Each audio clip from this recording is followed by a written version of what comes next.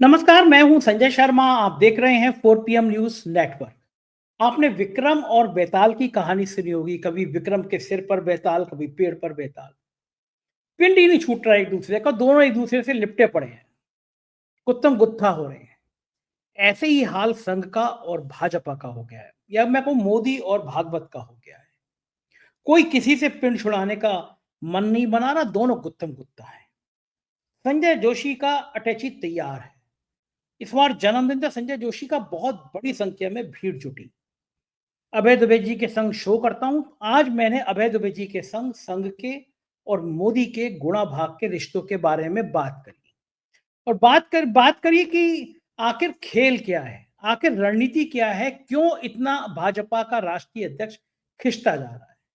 क्या संजय जोशी अध्यक्ष बनेंगे, या फिर संजय जोशी संगठन के महासचिव बनेंगे? क्या होगा इस लड़ाई का अंजाम?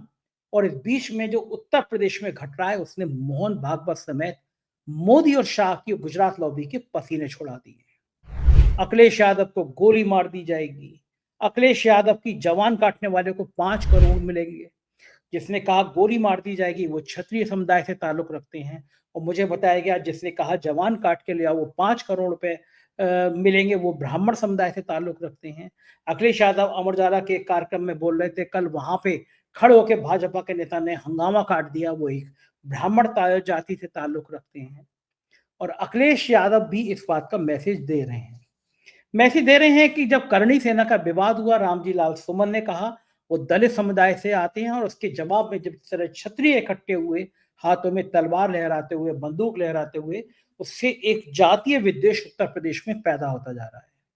इसमें कोई दो राय नहीं है कि जातीय विद्वेष का लाभ, व्यक्तिगत लाभ योगी आदित्यनाथ को मिल रहा है, लेकिन पूरा का पूरा नुकसान भाजपा को हो रहा है। योगी आदित्यनाथ देश में भारतीय जनता पार्टी के सबसे बड़े ठाकुर नेता के रूप में स्थापित हो रहे हैं, लेकिन भाजपा की बैंड बज रही है। अगर किस तरह का मैसेज पिछड़ों दलितों के बीच आ रहा है कि भाजपा सिर्फ ऊंचे वर्ग की पार्टी बन के रह गई है, ब्राह्मण ठाकुर बनियों की पार्टी बन के रह गई है, तो शायद जो लोकसभा के नतीजे थे उससे भी खराब नतीजे 2027 के विधानसभा चुनाव में होंगे, और फिर ये संदेश पूरे देश में जाएगा। ये ज्वलनशील मुद्दे हैं। इन तमाम मुद्दों पर मैंने अभय दुबे जी से बात की है। आज की बातचीत बहुत विस्फोटक है। दिल लगा के सुनिएगा, दिमाग लगा के सुनिएगा, क्या क्या तर्क हैं। मैं आपको अभय दुबे जी के पास ले चलता हूं। उससे पहले एक प्यार भरी एक जानकारी। मैं आया हुआ था अबू धाबी दुबई। मैंने ट्वीट किया, एक बहुत अच्छे इंसान है फरहान जी, एक अंतर्राष्ट्रीय स्तर का मुशायरा कराते हैं। उनका फोन आया, फिर वो मुझसे मिले। यहाँ टुंडे कबाबी का बहुत अच्छी फ्रेंचाइजी है उस जगह में, क्या बहुत सारे भारतीय वहां थे, तो मेरे को बहुत लोगों ने प्यार किया। फरहान भाई भी वहां आ गए, और उन्होंने कहा कि मैंने कहा मैं जा रहा हूँ। बोले मैं आपका पासपोर्ट छीन के रख दूंगा, क्योंकि ये मुशायरा जो है इसमें अब आप हमारे स्पेशल गेस्ट होंगे। तो इतना प्यार दुबई के लोगों ने मिला। इस मुशायरे की भी मैं कुछ आपको झलकियां दिखाऊंगा। जो आज रात को ये मुशायरा होगा, मैं इसमें स्पेशल गेस्ट की तरह बनाया गया हूँ। दुबई के मैं इसलिए मैसेज दे रहा हूँ कि दुबई के जो साथी मुझसे मिलना चाहते हैं, मैं उनसे क्षमा चाह रहा हूँ कि मैं समय भाव के कारण मिल नहीं पाया। तो आज रात को मैं मुशायरे में दुबई में मैं उन सभी साथियों से मुलाकात रहेगी मेरी, मैं वहां पे रहूंगा। चलते हैं अभय दुबे जी के पास। शानदार बातचीत है। पहले चैनल को सब्सक्राइब करिएगा, ज्वाइन करिएगा, और फिर पूरी बातचीत सुनिए। 4 PM न्यूज नेटवर्क में स्वागत है अभय दुबे जी आपका। भारतीय जनता पार्टी का घमासान बड़ा चर्चा में आ गया है। भाजपा के राष्ट्रीय अध्यक्ष कौन होंगे, इसको लेकर चर्चा है। क्या यूपी में परिवर्तन होगा, इसको लेकर चर्चा है। गवर्नर को भी शायद दिल्ली बुलाया गया यूपी की। उसके बाद में यूपी के कई नेता बुलाए गए, और दोनों बातों को लेकर घमासान है। कोई नया अध्यक्ष का नाम फाइनल नहीं हो पा रहा है। मेरे सूत्र बता रहे हैं कि संघ अभी भी अड़ा हुआ है कि संजय जोशी को क्यों नहीं अध्यक्ष बना देते। और जाहिर है कि संजय जोशी जैसे नाम मोदी जी को स्वीकार नहीं है, क्योंकि अगर संजय जोशी बन जाएंगे तो पार्टी पे पूरे कमान हो जाएगी, और शायद गुजरात लॉबी के लिए इससे खतरनाक बात नहीं हो जाएगी। क्या कुछ ऐसा नहीं हो रहा कि मोदी जी के कुछ स्टार्स गड़बड़ा गए हैं, पासपोर्ट रैंकिंग में नीचे आ गए, 100 लोगों के नामों की लिस्ट में टाइम मैगजीन में कोई भारत का नाम नहीं है, वक्त पे सुप्रीम कोर्ट अड़ गया, और भाजपा के राष्ट्रीय अध्यक्ष पे संघ अड़ गया। ये सारी जो गुणा भाग है, क्या लग रहा है कि भाजपा उस दौर में आ गई? मुझसे बहुत साल पहले एक मित्र ने कहा था कि भाजपा को विपक्ष खत्म नहीं करेगा, भाजपा को भाजपा ही खत्म करेगी। तो क्या यही है कि यही कारण है कि जो तानाशाही थी 2024 में लोकसभा चुनाव हुआ, रिजल्ट आया तो होना ये चाहिए था भाजपा के संसदीय दल की बोर्ड की बैठक होती। उसमें हम्म, संसदीय दल तय करता कि हमारा कौन नेता होगा, ये नियम है। लेकिन मोदी जी को डर था कि चूँकि पूरा बहुमत नहीं आया, बड़ा प्रेशर में थे। वो दिन याद होगा कि जब गए थे, मुँह उतरा हुआ था उनका, उनको उम्मीद नहीं थी और उनको डर था कि अगर संसदीय दल की बैठक हो जाती है तो कोई दूसरे नाम का भी ज़िक्र हो सकता है जो उनके राजनीतिक करियर के लिए बहुत नुकसानदायक होगा। इसलिए सारे नियम कायदे ताक पे रख के उन्होंने एनडीए की बैठक में घोषित तौर पे अपना नाम बुलवाया और प्रधानमंत्री बन गए। तो लग रहा है कि ये तानाशाही के खिलाफ अब बीजेपी में एक आवाज़ संघ के इशारे पे उठ रही है। इस पूरे पूरे घटनाक्रम पे आपका क्या मानना है? क्या होगा इसका अंत? देखिए, मुझे पहले आज से पहले कभी उम्मीद नहीं था कि भारतीय जनता पार्टी और राष्ट्रीय स्वयंसेवक संघ के बीच में इतना बड़ा गतिरोध पैदा होगा। एक छोटा गतिरोध 2019 के चुनाव की पूर्व संध्या में पैदा हुआ था, इसका मैं अक्सर जिक्र करता हूं। लोग उस बात को एक कान से सुनते हैं, दूसरे से निकाल देते हैं। लेकिन मैं ये मानता हूं कि वो एक बड़ा महत्वपूर्ण क्षण था जब संघ ने ये मांग की कि संसद जो है वो राम मंदिर बनाना सुगम करने के लिए कानून बनाए। मोदी इसके लिए तैयार नहीं थे और चूंकि सुप्रीम कोर्ट इसके ऊपर फैसला देने के लिए तैयार नहीं था, इसलिए संघ ने मोदी खिलाफ तो खुली कैंपेन नहीं छेड़ सकता था, सुप्रीम कोर्ट के खिलाफ खुली कैंपेन छेड़ दी। और दरअसल वो कैंपेन सुप्रीम कोर्ट के बहाने मोदी के ही खिलाफ थी, क्योंकि मोदी कह रहे थे कि अदालत का फैसला आएगा तब राम मंदिर बनेगा, और संघ कह रहा था कि आप संसद से कानून बनाइए। बहरहाल वो एक गतिरोध का क्षण था। वो गतिरोध का क्षण तब समाप्त हुआ जब संघ पीछे हट गया। जैसे ही बिल्कुल चुनाव की 2019 की पूर्व संध्या पर स्मिता प्रकाश से मोदी जी ने इंटरव्यू में कहा कि संसद कोई कानून नहीं बनाएगी, मामला सब जुडिस है, अदालत के अधीन है, अदालत ही फैसला करेगी उसके ऊपर, हम उसका इंतजार करेंगे। उसके बाद संघ एक कदम पीछे हट गया। तब हमारे जैसे लोग इस निष्कर्ष पे पहुंचे थे कि मोदी जी संघ से बड़ी हस्ती बन चुके हैं। अब सरसंघ चालक हिंदुत्व की राजनीति की सर्वोच्च हस्ती नहीं है, सर्वोच्च हस्ती नरेंद्र मोदी है। ये उस घटना के बाद से मैं इस निष्कर्ष पे पहुंचा था और मेरे इस निष्कर्ष की तस्दीक उस समय हुई जबकि रामलला की प्राण प्रतिष्ठा में नंबर 1 पर मोदी जी थे और नंबर 2 पर मोहन भागवत थे और नंबर 3 पर योगी जी थे।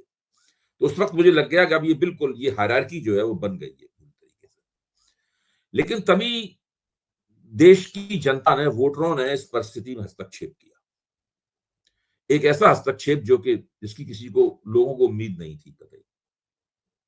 और उस हस्तक्षेप से मोदी जी का बहुमत चला गया। बहुमत जाते ही उसके बाद से स्थिति देखिए, परिस्थिति बदली।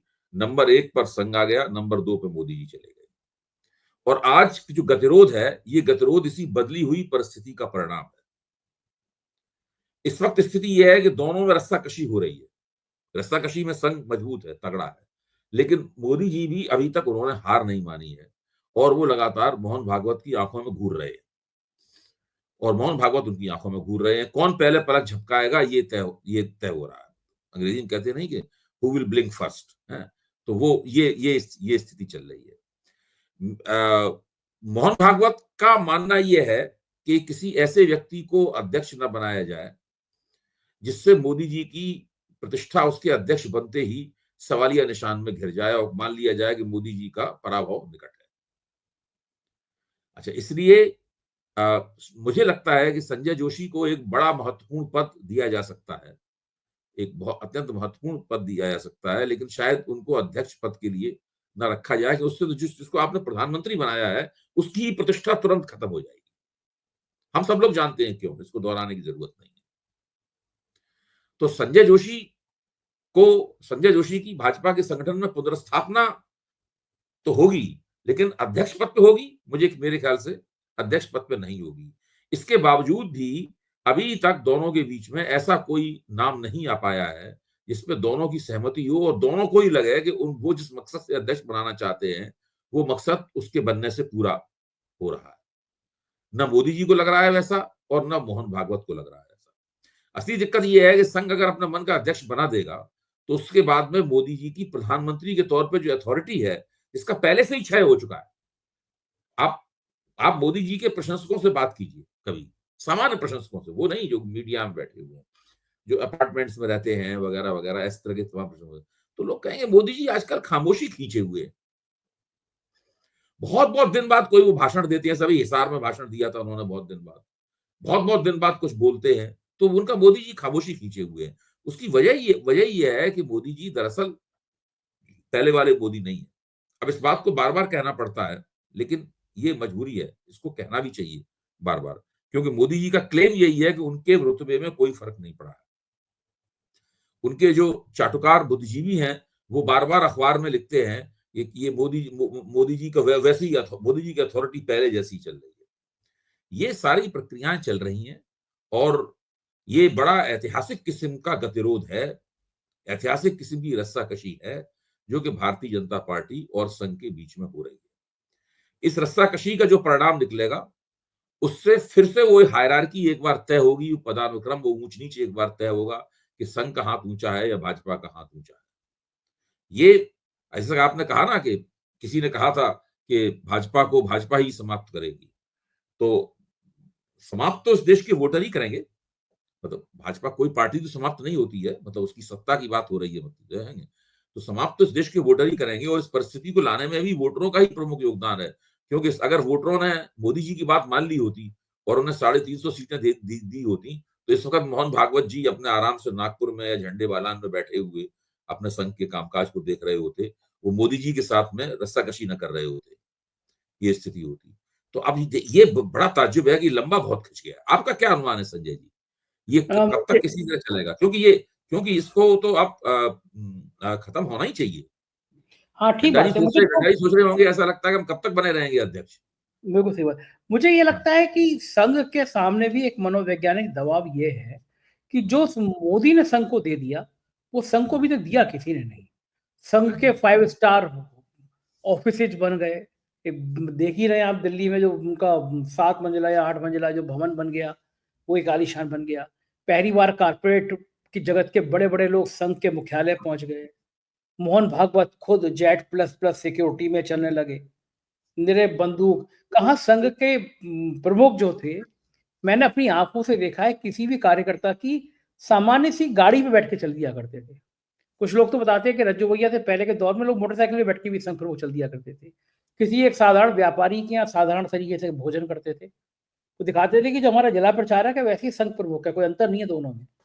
अब मोहन भागवत बंदूकों के साए से चलते हैं, उनके गनर दाएं हटो बाएं हटो वाले अभियान से चलते हैं। तो ये जो पैसे की ताकत की जो चमक पैदा कर दी मोदी ने संघ के अंदर, क्या भाई जी इस चमक दमक से, इस ग्लैमर से संघ निकाल पाएगा, या मैं ये दूसरे शब्दों में कहूं कि एहसान चुका पाएगा मोदी का वो? देखिए, आपकी बात सही है, लेकिन मैं उसको थोड़े से दूसरे दृष्टिकोण से देखूंगा। मतलब आप जो बात कह रहे हैं वो गलत नहीं है, बिल्कुल ठीक कह रहे हैं आप। मेरा कहना है कि संघ की मोदी जी से नाराजगी इस वजह से नहीं है कि मोदी जी ने संघ का एजेंडा नहीं पूरा किया। इस वजह से नहीं है कि मोदी जी ने संघ को तमाम संपत्तियां अधिग्रहण करने का मौका नहीं दिया। इस वजह से नहीं है कि मोदी जी ने संघ को झंडेवालान पर एक 300 कमरों का एक बड़ी बिल्डिंग बनाने का मौका नहीं दिया।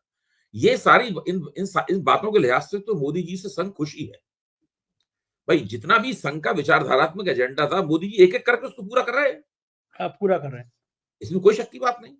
और जब तक मोदी जी के ही नेतृत्व में 2 बार स्पष्ट बहुमत प्राप्त हुआ। अगर स्पष्ट बहुमत नहीं मिलता तो कर नहीं सकते थे ये सब काम।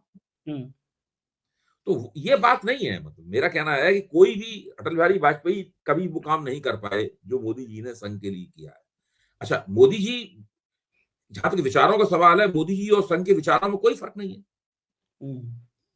बिल्कुल, मोदी जी भी हृदय से ऐसा बात नहीं मोदी जी संघ के ऊपर एहसान कर रहे हो। मोदी जी भी हृदय से इसी एजेंडे का पालन करना चाहते हैं और कर रहे हैं, आगे भी करेंगे जितना मौका होगा।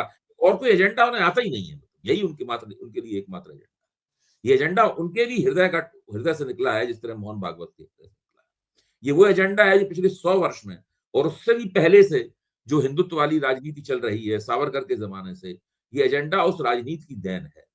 थोड़ा बहुत शब्दों का हेर-फेर होता रहता है, वो तो रणनीति के लिए, इतिहास से होता है।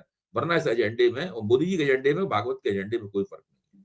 और इस 10 साल सत्ता रही है, अगर भाजपा के पास इतना रुपया होगा तो कुछ ना कुछ तो संघ के चेहरे पे भी उस मलाई की चमक आएगी।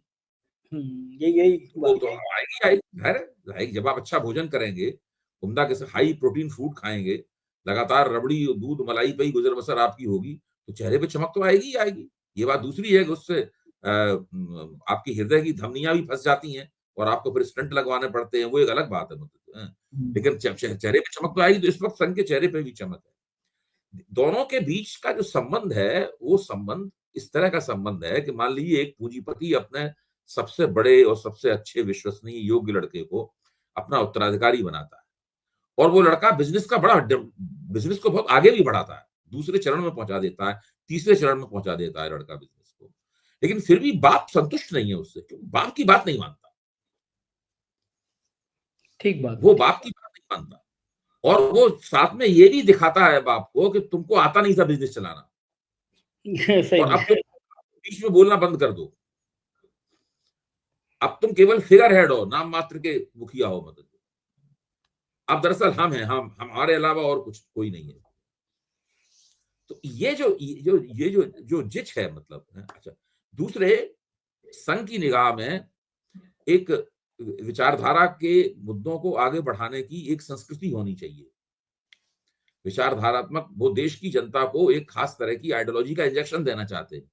हुँ, वो आइडियोलॉजी का इंजेक्शन देने का औजार जो है इंजेक्शन, वो भारतीय जनता पार्टी है। यानी जनसंघ को इसलिए बनाया था कि जनसंघ एक इंजेक्शन है जिसके अंदर हिंदुत्व की विचारधारा भरी जाएगी, उसको तरल पदार्थ भरा जाएगा और इस समाज की नसों में, हिंदू समाज की नसों में वो इंजेक्शन लगा दिया जाएगा। वो इंजेक्शन लगातार लगातार रहेगा। इस बात पे भी मतभेद है। सरकार और पार्टी के संबंध कैसे होने चाहिए, इस बात पे भी मतभेद है। हुँ, मतलब यह है कि सरकार ही सब कुछ होगी और पार्टी उसका एक उपांग बन के रह जाएगी। जो हुँ। स्वयंसेवक होंगे वो रोज गा बजाकर सरकारी योजनाओं के पक्ष में प्रचार करेंगे, इसके अलावा और कुछ नहीं करेंगे। क्या सरकारी योजना ही हिंदुत्व की विचारधारा का पर्याय बन गई है? भाई ठीक है, लोगों को अगर उज्ज्वला योजना में फ्री सिलेंडर देना है घरों में महिलाओं को, तो वो है बात। अगर उनको डायरेक्ट बेनिफिट ट्रांसफर्स करने हैं, तो वो सरकार का काम है। और भी शौचालय बनवाने हैं, घर बनवाने हैं, बिजली पहुँचानी है, ये सरकार का काम है। लेकिन ये विचारधारात्मक शिक्षण नहीं है। ये तो सरकार को टिकाए रखने की युक्तियाँ और नीतियाँ हैं। हुँ, तो अब संघ का मानना यह है कि भारतीय जनता पार्टी के कार्यकर्ताओं का काम ये नहीं है। भारतीय जनता पार्टी के कार्यकर्ताओं का काम विचारधारा ले जाना है लोगों के बीच में। हुँ, हुँ। मोदी जी कहना ये है कि भारतीय जनता पार्टी का काम है हमें चुनाव जिताना और हमारी सरकार को टिकाए रखना, अगले चुनाव की तैयारी में लग जाना। बस ये और सिर्फ़ ये चुनाव चुनाव जीत लिया, तुरंत अगले अगले चुनाव की तैयारी में लग जाओ। संघ का सही कहना बात। है ये तो पार्टी करेगी ही, लेकिन साथ में विचारधारात्मक काम भी करना है। मोदी जी की बात ये समझ में नहीं आती है बात। मोदी जी मुझे इस तरह मानते हैं कि जो जो गैर भाजपा संघी है, यानी जो संघ के बहुत से स्वयंसेवक तो भाजपा में सक्रिय नहीं है। हुँ, सारे स्वयंसेवक तो है नहीं, दूसरे संगठनों में सक्रिय है। वो लोग करें विचारधारा का काम। ठीक बात है। और मुझे एक बात हम और तो मुझे इसीलिए उन्होंने भाजपा को चुनाव लड़ने वाली मशीनरी में बदल दिया है। ये फायदेमंद भी है और साथ में संघ के लिए इसमें कुछ दिक्कतें भी हैं। हाँ, तो ठीक बात। मतभेद के इस प्रकार के बहुत से कारण हैं। संघ ऐसी भाजपा बनाना चाहता है जो विचारधारा का इंजेक्शन लगाने का काम करे और उस काम को प्राथमिकता दे। दूसरे काम भी करे, लेकिन उस काम को प्राथमिकता दे। तो दोनों के बीच के मतभेद जो हैं, उनकी प्रकृति थोड़ी जटिल है। वो इतने सीधे और सरल मतभेद नहीं है। देखो मुझे एक चीज़ और लगती है कि हमेशा कहा जाता है कि संगठन किसी भी व्यक्ति से बड़ा होता है। इस फार्मूले को रटती रही है संघ और बीजेपी। हुँ, अब पिछले दिनों में पिछले 3-4 सालों का अगर आप सीन देखें, चाहे वो हुँ, सोशल मीडिया के प्लेटफ़ॉर्म्स हो या बाकी जगह हो, मोदी जी ने साबित कर दिया कि संगठन छोटा है, व्यक्ति बड़ा है। एक हुँ, सिर्फ़ एक उदाहरण दूँगा मैं जिससे सबको मेरे दर्शकों को समझ में आ जाएगा। राम मंदिर के उद्घाटन से पहले एक फ़ोटो बाकायदा वायरल हुआ, बीजेपी के नेताओं ने किया। हुँ, मोदी जी बड़े हैं, भगवान राम छोटे हैं। भगवान हुँ, राम मोदी की उँगली पकड़े हुए जा रहे हैं। हुँ, हुँ। वही वो तो तो लाए हैं भगवान रामलला को, वही लाए हैं। हाँ, जो राम को लाए हम उनको लाएँगे। हुँ, तो वो जो जो फ़ोटो था कि संघ-वंघ तो छोड़िए, बीजेपी तो छोड़िए, मोदी जी भगवान राम से भी बड़े हो गए और उन्होंने फिर बाद में कहा भी मैं बायोलॉजिकल थोड़ी ना हूँ। हुँ, जो मोहन भागवत ने फिर उसके बाद में जो कटाक्ष किए कि हुँ, व्यक्ति को ईश्वर का भाव नहीं होना चाहिए, ईश्वर मानने वाले नहीं होना चाहिए। तो मुझे लगता है संघ एक वैचारिक द्वंद में भी फँस गया कि संघ को कोई पूछ ही नहीं रहा। पहले एक मिनिस्टर संघ के मर्जी के बिना नहीं तैनात होता था, ना हटता था। वहां गुजरात के मुख्यमंत्री को मुख्यमंत्री पूरा मंत्रिमंडल बदल दिया, संघ को खबर ही नहीं। तो संघ की औकात भी मोदी जी ने ढक्कन टाइप की कर दी, ऐसा लोग कहते हैं, इन्हीं शब्दों को कहते हैं। तो संघ को लग रहा होगा कि एक व्यक्ति आया, हमें चलो बहुत बड़े 5 स्टार 7 स्टार लग्जरी दे दी और मेरे गनर दे दिए संघ में मोहन भागवत को, लेकिन व्यक्ति की अपनी पहचान तो खत्म कर दी ना, सोने के पिंजड़े में बंद चिड़िया जैसी हालत कर दी। तो संजय जी, आपकी बात बेचैनी। मानते हुए मैं आपको एक अनुभव अपना बताता हूँ। ये शिक्षक समाज जो होता है ना, खास तौर से ये हाँ, ये उत्तर प्रदेश में इंटर कॉलेजेस हैं। हम और आप तो इंटर कॉलेज में पढ़े हैं। दिल्ली में इंटर कॉलेज नहीं होते हैं। दिल्ली में यूनिवर्सिटी कॉलेज वगैरह ये सब होते हैं। तो शिक्षक समाज में संघ के प्रचारक आपको बहुत मिलेंगे। बहुत मतलब बड़े पैमाने पे मिलेंगे आपको। अगर आप 10 शिक्षकों को खड़ा कराएंगे तो बाद में पता चला उसके अंदर 2 प्रचारक, मतलब ये स्थिति है। तो अगर उनमें कई प्रचारक अच्छे पदों के ऊपर भी है, संघ के भीतर अच्छे पदों के ऊपर है, वो अंदर के भीतर की जानकारी भी रखते हैं। अगर आपका किसी से परिचय हो तो आप उससे बात कीजिएगा। मैंने एक ऐसे ही प्रचारक से एक कार्यक्रम में हम लोग साथ-साथ खाना खा रहे थे। उसमें एक सवाल उनसे पूछा। मैंने उससे पूछा कि नरेंद्र मोदी के बारे में संघ में पसंद-नापसंद कितनी है? क्या आप नरेंद्र मोदी को बहुत पसंद करते हैं? तो उसने मुस्कुराया, उसने कहा कि हम लोग मोदी जी के प्रति असहज हैं। हम लोग मोदी जी के प्रति असहज हैं। हमने तो फिर उनको प्रधानमंत्री क्यों बना रखा है? कि भाई वो देश का काम कर रहे हैं और उनके नाम पे वोट मिल रहे हैं, इसलिए प्रधानमंत्री हमने बना रखा है हम उनके नाम पे असहज।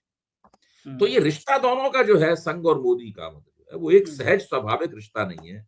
वैसा जैसा रिश्ता अटल बिहारी वाजपेयी के साथ था संघ का, जैसा रिश्ता आप कह सकते हैं लाल कृष्ण आडवाणी के साथ था संघ का, या जैसा रिश्ता कभी मुरली मनोहर जोशी के साथ था, ये जो शीर्ष नेता थे अपने जमाने में, उस तरह का रिश्ता मोदी जी के साथ नहीं। अब ये हालात की साजिश है कि ऐसा ही व्यक्ति इसके साथ संघ सहज नहीं है। पहले तो गुजरात का मुख्यमंत्री बना रहा 12 साल तक, और उसके बाद तब से देश का प्रधानमंत्री बना हुआ है। और संघ की जो बेसिक बुनियादी थीसिस है कि व्यक्ति केंद्रित नहीं होनी चाहिए, राजनीति और संगठन व्यक्ति केंद्रित नहीं होनी चाहिए, और वहां पर व्यक्ति केंद्रित ही सब उन्होंने बना दिया उसको पूरी तरीके से। बिल्कुल ठीक बात है। यही हाँ, एक द्वंद्व हाँ, चल रहा है, और इसी ये द्वंद्व के दम बीच चल। इसी द्वंद्व के बीच में बात चल रही है कि संजय जोशी अध्यक्ष नहीं तो संगठन के महासचिव बनाए जाए। ये द्वंद्व भी चल रहा है। दूसरी तरफ मैं जाना चाहूंगा अभय द्विवेदी, भाजपा के लिए एक खतरनाक खेल और उत्तर प्रदेश में चल रहा है, और उस खेल को चलाने वालों में कई बड़ी भूमिका में योगी आदित्यनाथ खुद हैं। हाँ। संविधान की किताब लेकर राहुल और अखिलेश यादव उतरे चुनाव में, उत्तर प्रदेश में भी गए। मुझे याद है अभी तक कि लोकसभा चुनाव से पहले एक बहुत बड़े चैनल ने, कई सारे चैनलों ने एक सर्वे निकाला था कि जिसमें इंडिया गठबंधन को 2 सीटें दी थी, यानी अखिलेश और राहुल गांधी को। और एक बहुत बड़े पैनलिस्ट तो ये कह रहे थे कि मुश्किल है, दोनों पे भी मुकाबला है, यानी सब सीटें भी थी। मेरी टीम काम कर रही थी ग्राउंड पर, और मैंने शो किया था कि कहीं ऐसा ना हो जाए, तो जमीनी की हकीकत लग रही है कि इंडिया गठबंधन एनडीए से आगे निकल जाए। तो लोग मेरी मजाक उड़ा रहे थे, बाद में हुआ यही। उस लाल किताब ने पिछड़ों और दलितों में मैसेज दे दिया कि भाई बीजेपी जो है ना, ये संविधान के संग खेल करेगी, ये ऊंची ब्राह्मण ठाकुर बनियों की पार्टी। ये मैसेज चला गया नीचे से। स्वामी प्रसाद मौर्य ने वो लाइन निकाल दी, ढोर गवार सूद पशु नारी जे सब ताड़न के है अधिकारी। बोले पूछो बताओ तुम कहाँ हो, शूद्र तो महिला तो सब, ये सब तो ताड़ना के अधिकारी हैं। गाँव गाँव में चली गई। मैं तो खुद गया दलित बस्तियों में, लोगों ने मुझसे सवाल किए कि साहब बताइए, उसमें इतने बड़े धार्मिक ग्रंथ में हमारे लिए लिखा हुआ है। मैसेज चला गया। नतीजा ये हुआ कि बीजेपी का डिब्बा गोल हो गया, ढक्कन हो गई बीजेपी उत्तर प्रदेश में। मोदी जी पूर्ण बहुमत की सरकार नहीं बना पाए। जो कहते थे अब की बार मोदी सरकार, अब कहते हैं अब की बार एनडीए सरकार। लेकिन अब खतरनाक खेल फिर से शुरू हो गया। अखिलेश यादव को गोली मार देंगे, एक क्षत्रिय समुदाय के व्यक्ति ने कहा। अखिलेश यादव की जीभ काट लाओ, एक शायद ब्राह्मण समाज के लोगों ने कहा। एक नौजवान ने कहा। मैसेज वायरल हो रहा है कि अखिलेश यादव की जीभ काटने वाले को 5 करोड़ रुपए इनाम देंगे। और कल अमर उजाला के संवाद कार्यक्रम में एक बड़े 5 स्टार होटल में अखिलेश यादव बोल रहे थे। भारतीय जनता पार्टी के एक नेता खड़े होकर विवाद पैदा करने लगे, हंगामा मच गया। अखिलेश यादव ने कहा कि बीजेपी के नेता हैं, कार्यकर्ताओं को रोका, वरना कार्यकर्ता शायद बहुत ज्यादा हंगामा कर देते कि पुलिस ले जाएगी, तुम कुछ मत करो। समाजवादी पार्टी के लोगों ने कहा कि गलत परंपरा बन रही है नेता का। लेकिन नेता का विरोध करने वाले, अखिलेश यादव को गाली देने वाले, गोली मारने वाले, जीभ काटने वाले, आज कार्यक्रम में विरोध करने वाले ठाकुर या पंडित। और जिस मुद्दे को लेकर रामजी लाल सुमन को लेकर विवाद खड़ा हुआ, रामजी लाल सुमन दलित, करणी सेना विरोध में तलवारें बंदूकें लेके उतरी क्षत्रिय। यानी उत्तर प्रदेश में अब ऊंची जाति बनाम गैर पिछड़ी जाति का जो संघर्ष शुरू हो रहा है। अखिलेश यादव ने भी बिल्कुल चौके पे छक्का मारा, कहा कि फूलन देवी को पहली बार नेताजी संसद में ले गए थे। याद दिला दी उन्होंने कि फूलन देवी जिसके संग इतनी बेरहमी से बलात्कार हुआ था, उसकी हत्या का आरोप क्षत्रिय समुदाय के व्यक्ति पे लगा था। यानी जो बिहार में एक टाइम में संघर्ष होता था, भूमिहार सेना और रणवीर सेना यानी कोमुदी सेनाएं बन गई थी, उत्तर प्रदेश में धीरे धीरे ये सामाजिक विद्वेष बढ़ रहा है, जातिगत आधार पर बढ़ रहा है। ऊंची जाति बनाम पिछड़ी जाति, दलित जाति, ये हो रहा है। कितना खतरनाक है आज 2027 के लिए। अखिलेश यादव को तो आज वो उस कार्यक्रम में वे पीले रंग का गमछा पहन के गए, उन्होंने खुद कहा कि आप मुझसे पूछ ही नहीं कैसा है, मैं जगन्नाथपुरी गया था, अभी वहां का गमछा है। हमारे मुख्यमंत्री तो गए नहीं जगन्नाथपुरी आज तक, योगी आदित्यनाथ। यानी उनका कहना था कि कौन किस मंदिर में गया, किस मठ में गया, इसमें क्या विवाद होना चाहिए, जिसका मन हो वहां जाए। लेकिन मैं आपसे सवाल मेरा यह है कि जो जातीय समीकरण को खेल बिगाड़ने का चल रहा है उत्तर प्रदेश में, भारतीय जनता पार्टी के को लग नहीं रहा डिब्बा गोल हो जाएगा। वो उत्तर प्रदेश में नहीं, देश में डिब्बा गोल हो जाएगा अगर ये संघर्ष बढ़ गया, ये मैसेज चला गया पिछड़े दलित बनाम ऊंची जातियां, पूरे देश में भारतीय जनता पार्टी के लाले पड़ जाएंगे। क्या लग रहा है आपको, ये क्यों खेल खेल रहे हैं योगी आदित्यनाथ, ऐसे लोगों को क्यों संरक्षण दे रहे हैं? क्या खतरनाक प्लानिंग है ये, क्या लगता है आपको? देखिए, योगी आदित्यनाथ जो कर रहे हैं वो तो आईने की तरह साफ है, और आपने बहुत अच्छी तरह उसका वर्णन और विश्लेषण भी किया। मैं बिल्कुल सहमत हूं आपकी बात से। वो हिंदुत्व की वो राजनीति कर रहे हैं जिसमें सामाजिक न्याय के प्रश्न की कोई परवाह नहीं है।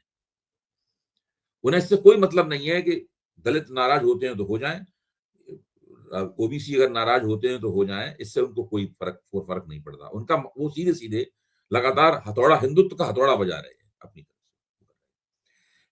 जो जिस प्रश्न का हम लोगों को जवाब नहीं मिल पा रहा है वो ये है कि आला कमान इस बात को देख रहा है, तो आला कमान के पास इस बात की को रोकने के लिए या इसमें कुछ संशोधन करने के लिए, रणनीति बदलने के लिए, या तो योगी आदित्यनाथ की राजनीति को बदले या योगी आदित्यनाथ को बदले। दोनों में एक चीज तो बदलनी पड़ेगी उन्हें, क्योंकि अगर उत्तर प्रदेश हार गए तो 2029 भी नहीं जीत पाएंगे फिर। मतलब कम से कम बहुत बड़ा सवालिया निशान लग जाएगा 2029 को। उत्तर प्रदेश के हारने से बहुत ही पूरी भारतीय जनता पार्टी की छवि में गुणात्मक गिरावट आ जाएगी। गुणात्मक और परिमाणात्मक, मात्रा और गुण दोनों की दृष्टि से छवि बहुत ज्यादा नीचे गिर जाएगी उसकी। तो अब आला कमान क्या सोच रहा है, संघ क्या सोच रहा है? संघ मतलब आला कमान के साथ आप संघ भी जोड़ दीजिए। भाजपा का राजनीतिक शीर्ष और राष्ट्रीय स्वयंसेवक संघ क्या सोच रहा है, क्योंकि आखिरकार योगी आदित्यनाथ उत्तर प्रदेश के मुख्यमंत्री बने हुए, तो इसमें संघ का हाथ है। तो क्या संघ इस बात का उत्तर प्रदेश में एक प्रयोग करना चाहता है कि सिर्फ हिंदुत्व और हिंदुत्व के नाम पर ही 2027 का चुनाव लड़ा जाए? एक बार देखा जाए कि हिंदुत्व के नाम पर दलित और ओबीसी जातियां हिंदू एकता में शामिल होती हैं या नहीं होती हैं। ऊंची जातियां शामिल होंगी, इस बात की गारंटी उन्होंने कर दी है, ये सुनिश्चित हो गया है, ऊंची जातियां शामिल होंगी। ऊंची जातियों का क्या मतलब हुआ? ब्राह्मण, ठाकुर, बनिया, भूमिहार, कायस्थ और एक सीमा तक जो बहुत ही अमीर और ताकतवर किसान जातियां हैं, उनके कुछ हिस्से, जाटों के कुछ हिस्से वगैरह वगैरह, इस तरह से लोग। मुख्य तौर पर यह है ऊंची जातियों का समुदाय। तो ये तो भाजपा को वोट देंगी। संघ ये देखना चाहता है कि योगी आदित्यनाथ के नेतृत्व, क्या लगा रहा हूं, क्या योगी आदित्यनाथ के नेतृत्व में जो ओबीसी और दलित जातियां हैं, वो उनका एक सारा तो नहीं, लेकिन उनका एक बड़ा हिस्सा वो इधर आता है कि नहीं आता? क्योंकि अगर वो हिस्सा इधर नहीं आएगा तो अखिलेश का पीडीए कामयाब हो जाएगा, पीडीए की एकता हो जाएगी। पीडीए की एकता क्या मतलब हुआ? 42% ओबीसी, 20% दलित, 62% हो गया, 18-19% मुसलमान, 20% मान लीजिए। कम से कम 75 से 80% का वोटिंग ब्लॉक। इसके अगर 50% वोट भी मिल गए इंडिया गठबंधन को, झाड़ू लग तो जाएगी। भारतीय जनता पार्टी का पूरे उत्तर प्रदेश में सुपड़ा साफ हो जाएगा। पूरे देश में मैसेज गंदा चला जाएगा, पूरे देश में चला। अभी हम लोग उत्तर प्रदेश में फोकस कर रहे हैं, देश पे तो इसका असर हो गई, वहां उनको सुपड़ा साफ हो जाएगा वहां पे। तो मैं ये कह रहा हूं कि ये ध्यान कीजिए, लोकसभा चुनाव से पहले जो भूमिका आज रामजी लाल सुमन निभा रहे हैं, या जिस तरह की भूमिका इंद्रजीत सरोज ने एक वक्तव्य में दिखाई है, इंद्रजीत सरोज का भी वक्तव्य आया ना, इनकी भूमिका आई है, वैसी ही भूमिका स्वामी प्रसाद मौर्य जैसे लोगों ने लोकसभा चुनाव से ठीक पहले निभाई थी। वो ऐसी ही आक्रामक बातचीत किया करते थे, ब्राह्मणों की आलोचना किया करते थे, द्विजों की आलोचना किया करते थे, और उसके बाद उसके मुकाबले सनातन का राग अलापा जाता था। आज भी लगभग वही उसी तरह का राग अलापा जा रहा है, सनातन का। आज एबीपी पर एक कार्यक्रम था, इस कार्यक्रम में मैं भी शामिल था बहस में, उसमें संदीप चौधरी ने आंकड़े दिए कि उत्तर प्रदेश दलितों के ऊपर अत्याचारों में नंबर 1 पे है सारे देश में। बाप रे। उन्होंने राष्ट्रीय अपराध ब्यूरो के आंकड़े दिए, आप एबीपी का कार्यक्रम देख लीजिए, उसमें सारे आंकड़े स्क्रीन पे आते हैं। और उनका कहना है कि अखिलेश यादव के शासनकाल में 3 वर्ष उन्होंने लिए और 3 वर्ष उन्होंने योगी आदित्यनाथ के शासनकाल में लिए। तो योगी आदित्यनाथ के, अखिलेश यादव के शासनकाल में दलितों के ऊपर जो अत्याचार हुए थे, उससे योगी आदित्यनाथ के उतनी ही अवधि में जो अत्याचार हुए हैं वो 54% ज्यादा है, 54% ज्यादा है। ओहो। दिन रात अत्याचार हो रहे हैं, दलितों के ऊपर बलात्कार हो रहा है। जब वो घोड़ी भी चढ़ के जाते हैं तो उनको राजपूत लोग डंडों से पीट रहे हैं बुरी तरीके से। और ये सिलसिला अभी से जारी नहीं है, जब से योगी आदित्यनाथ मुख्यमंत्री बने हैं तब आपको ध्यान कीजिए, उत्तर प्रदेश, पश्चिमी उत्तर प्रदेश में जाटवों में और राजपूतों के बीच में बड़ा जबरदस्त लंबा संघर्ष चला था। मेरे ख्याल से चंद्रशेखर तो उसके बाद ही जन उपजे हैं, चंद्रशेखर की हस्ती उभरी उसी संघर्ष से। हाँ, तो मैं आपको केवल याद दिला रहा हूँ, पूरा परिप्रेक्ष्य ही है। या तो यह कि प्रयोग है, देखिए, यह तो संघ का एक प्रयोग है कि इसको करके एक बार देखते हैं या इस प्रयोग में या तो ये कामयाब हो जाएंगे। अगर ये कामयाब हो गए तो भाजपा सबका सुपड़ा साफ कर देगी, और अगर कामयाब नहीं हुए तो भाजपा का सुपड़ा साफ हो जाएगा। अच्छा, इस बात को लेके जरूर ही मोदी जी और शाह जरूर कुछ ना कुछ वो होंगे, चिंतित होंगे। दूसरे एक और सिनारियो हो सकता है, एक और नजारा हो सकता है। योगी आदित्यनाथ सोच रहे होंगे मैं तो इसी तरह पॉलिटिक्स करूंगा, और कह देगी साफ तौर पर, अगर आपको भाजपा को जिताने की, अगर 2027 में भाजपा को जिताने की गर्ज है तो आइए प्रबंधन कीजिए दलित वोटों का। ठीक बात है, मैं तो प्रबंधन कीजिए, अमित शाह का काम है, उनका काम मानना है, मेरा काम नहीं है ये। और वो तो एक स्ट्रेटेजी ये है कि वो तो जैसे मान लीजिए हम कहें हमें तो फलाने आदमी की आलोचना करनी है 4 PM पे, अगर संजय जी को समस्या है तो उसको दूसरे तरीके से बैलेंस करते रहे। सही बात है। तो दूसरा योगी आदित्यनाथ, मैं ही कह रहा हूँ, या तो ये नजारा है या फिर ये नजारा है, ये सब इस तरीके से चल रहा है पूरा मामला।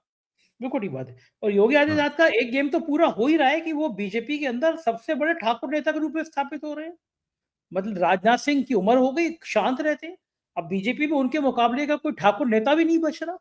तो अब ये क्षत्रियों का कम प्रभाव थोड़ी ना है, भली का आबादी कम हो लेकिन गांव देहात में उनका प्रभुत्व तो रहता ही है। खतरनाक खेल। देखिए, इन चीजों के संदेश आबादी की संख्या से ज्यादा होते हैं। हाँ। लेकिन हाँ, ये है कि पिछड़े दलितों में इसका बहुत खतरनाक संदेश इस खेल का जा रहा है। मुझे लगता है बीजेपी को बहुत भारी नुकसान हो जाएगा। बहुत शुक्रिया अभय जी, आपने इतना समय दिया, थैंक यू। अभय दवे जी ने आज जिन तर्कों के साथ बात रखी वो शायद पूरी राजनीति के लिए भूचाल लाने वाला है। कैसी लगी बातचीत बताइएगा जरूर। बहुत शुक्रिया, थैंक यू।